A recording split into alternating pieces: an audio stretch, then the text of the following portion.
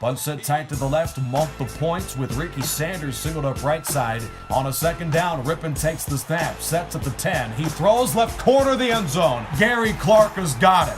Touchdown, Washington Redskins. 124, Dolphins lead 3-0. Bradshaw guns it deep. The pass is caught by Lynn Swann. Touchdown, Pittsburgh Steelers.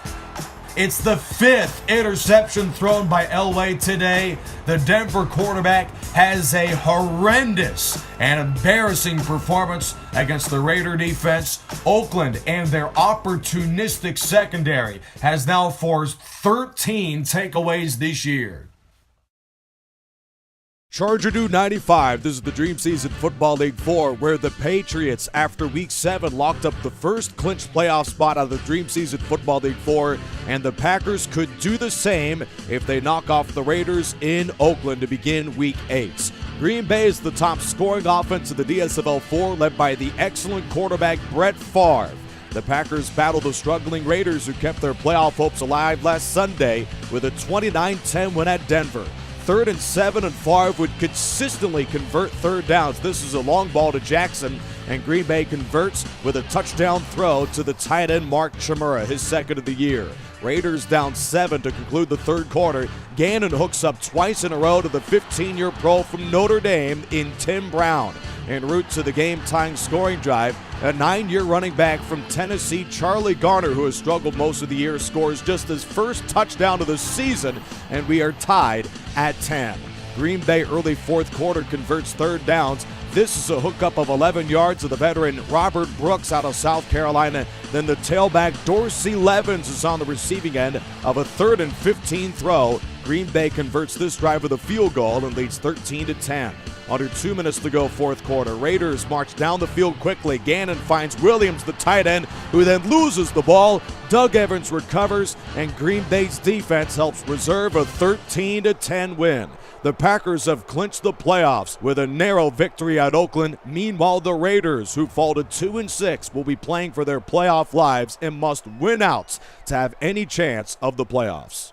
Due to the Oakland loss against Green Bay, Pittsburgh could eliminate the Raiders from the playoffs with a win at Minnesota. Steelers, in the midst of a 2-game win streak, take the early lead with a 14-yard scoring scamper, first of the season, by quarterback Terry Bradshaw. Robert Smith of the Vikings responds with an 11-yard TD run himself, and off a Roy Jarrell field goal, Pittsburgh late in the game leads 10-7. Vikings driving for the win. Randall Cunningham's in the red zone, takes off, but is hammered by L.C. Greenwood, loses the ball, and Larry Anderson recovers and wins the game for Pittsburgh. Steelers are back to 500. Meanwhile, the Vikings are a half game out for being eliminated from the playoffs as they drop to 2-6. Baltimore's in the midst of one of the most staggering collapses in Dream Season Football League history for any year, and they battle San Francisco at home today, losing 4 in a row. Late first quarter, Earl Morrall throws an interception to Ronnie Lott, and the 9-year safety from USC returns 30 yards for a touchdown.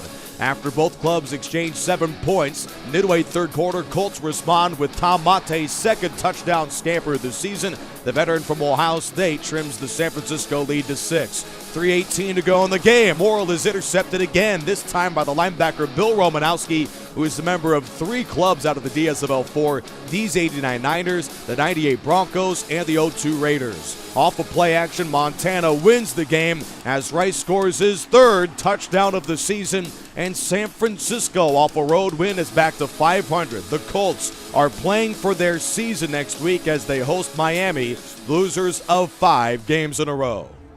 Miami has been free-falling themselves, losers of 3 games in a row, and battle the Seattle Seahawks, who have been on a winning tear since their 0-4 start. The Dolphins' offense has been so bad, they haven't scored an offensive touchdown since week 3. Larry Zonka, 3rd in the league in rushing, rips off a huge carry, and the Dolphins do indeed, with a Zonka 1-yard touchdown run, score their first TD in 5 weeks. Dolphins denied with under 2 minutes to go by the excellent Cam Chancellor, and with just a 7-point deficit, the Seahawks search to take advantage in the midst of what they hope is a 75-yard game-tying drive. After that completion by Russell Wilson, he launches a beauty to Zach Miller, and the Seahawks convert by one of the best receivers in football, Doug Baldwin, the youngster from Stanford, running in for the game-tying touchdown. We are headed to overtime, and the Seahawks need this road win to keep afloat in the NFC in hopes of vying for the final playoff spot. Just underway in overtime. On third down,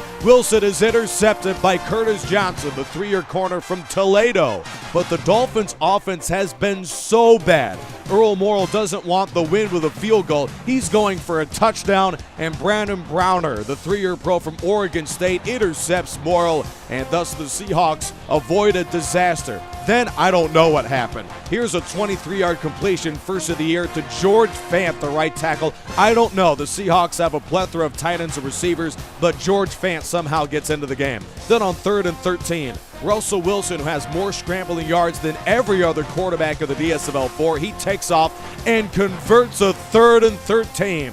Then, as a formality, Hauschka wins the game with a 36-yard field goal. Seahawks have won 4 games in a row. Meanwhile, the Dolphins, who have lost 4 straight, if they lose against Baltimore next week, their season is over.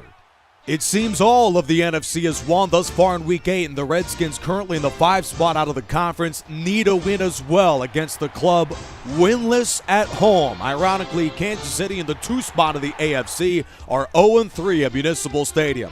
After a Garrett touchdown run of 49 yards, Robert Holmes scores his first of the year as he breaks 4 Washington tackles, and the rookie from Southern gives Kansas City a 14-3 lead. Then Rippon, 2 plays later, dials up the deep ball and finds Ricky Sanders behind the Chiefs secondary, and he scores a 73-yard touchdown catch and run, does the veteran from Texas State. Then off a 2-point conversion into field goal, we head to overtime. Kansas City on 3rd and 2 begins with a 17-yard completion from Dawson to Taylor. Then after a Brad Edwards face mask, the Chiefs are in the red zone, and Washington, a defense next to last overall, makes a huge stop inside the 10 as Garrett is denied with a 4-yard loss. Next Washington possession, this is the first of overtime. Rippon throws long to Sanders, and as the overtime clock resets the 5 minutes, Washington has 3rd and goal, and the rookie from USC, Ricky Irvins, gets close on a gut run but is just 2.5 yards short.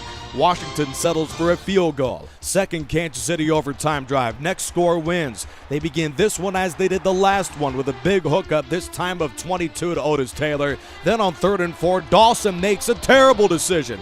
Intercepted by Darrell Green, arguably the greatest Redskins cornerback of all time. Then after a Biner first down run from 38 yards out, Chip Lohmiller drills a field goal and wins the game for Washington. Redskins still vying for the playoffs, stay afloat at 4-4. Kansas City is back to 500 after their 2nd straight loss, this in overtime to the Washington Redskins. After the Kansas City overtime loss of the Redskins, Denver could snare the 2nd spot from the Chiefs with a win in the AFC over the St. Louis Rams. And up 13-3, the Broncos defense gives up a dazzling 55-yard catch and run to the excellent rookie from North Carolina State, Torrey Holt, who has 17 catches for 328 yards and 2 touchdowns this year. He is 5th in the DSFL4 in receiving yards. The Broncos need 1 first down to win it, and Terrell Davis does on a straight-ahead handoff, and the Broncos have improved to 5-3 with an impressive win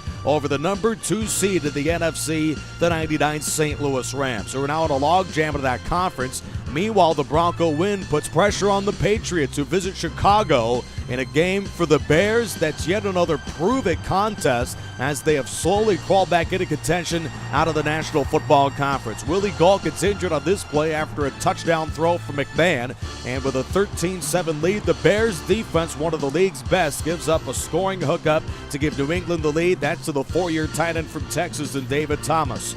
14-13 Patriots with under 2 minutes to go in the game. And Walter Payton, who is one of the best receiving backs in the league, picks up the first down for Chicago. Bears with 1:25 to go in the 4th quarter. Move the chains with that throw out to Dennis McKinnon.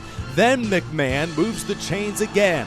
He is the DSFL4 Week 8 Performer of the Week and wills Chicago to the game-winning drive with a Kevin Butler field goal. The Bears rookie does it again, and Chicago is back in the playoff race. Meanwhile, the Patriots need to wait till next Sunday to secure the number 1 seed in the AFC.